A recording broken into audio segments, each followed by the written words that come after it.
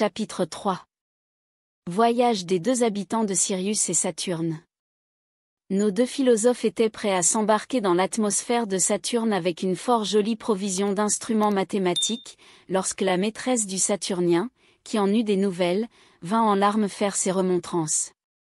C'était une jolie petite brune qui n'avait que 660 toises, mais qui réparait par bien des agréments la petitesse de sa taille.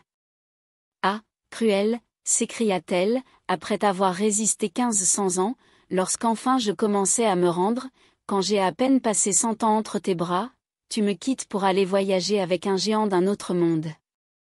Va, tu n'es qu'un curieux. Tu n'as jamais eu d'amour, si tu étais un vrai Saturnien, tu serais fidèle. Où vas-tu courir? Que veux-tu? Nos 5 lunes sont moins errantes que toi, notre anneau est moins changeant. Voilà qui est fait, je n'aimerai jamais plus personne.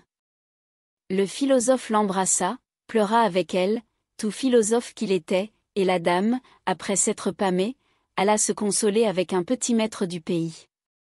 Cependant nos deux curieux partirent, ils sautèrent d'abord sur l'anneau, qu'ils trouvèrent assez plat, comme l'a fort bien deviné un illustre habitant de notre petit globe, de là ils allèrent de lune en lune. Une comète passait tout auprès de la dernière, ils s'élancèrent sur elle avec leurs domestiques et leurs instruments. Quand ils eurent fait environ 150 millions de lieues, ils rencontrèrent les satellites de Jupiter. Ils passèrent dans Jupiter même, et y restèrent une année, pendant laquelle ils apprirent de fort beaux secrets qui seraient actuellement sous presse sans messieurs les inquisiteurs, qui ont trouvé quelques propositions un peu dures. Mais j'en ai lu le manuscrit dans la bibliothèque de l'illustre archevêque de, qui m'a laissé voir ses livres avec cette générosité et cette bonté qu'on ne saurait assez louer. Aussi je lui promets un long article dans la première édition qu'on fera de Moréry, et je n'oublierai pas surtout messieurs ses enfants, qui donnent une si grande espérance de perpétuer la race de leur illustre père. Mais revenons à nos voyageurs. En sortant de Jupiter, ils traversèrent un espace d'environ 100 millions de lieues, et ils côtoyèrent la planète de Mars, qui, comme on sait, est 5 fois plus petite que notre petit globe. Ils virent 2 lunes qui servent à cette planète, et qui ont échappé au regard de nos astronomes. Je sais bien que le père Castel écrira, et même assez plaisamment, contre l'existence de ces 2 lunes, mais je m'en rapporte à ceux qui raisonnent par analogie. Ces bons philosophes-là savent combien il serait difficile que Mars, qui est si loin du Soleil, se passât à moins de 2 lunes.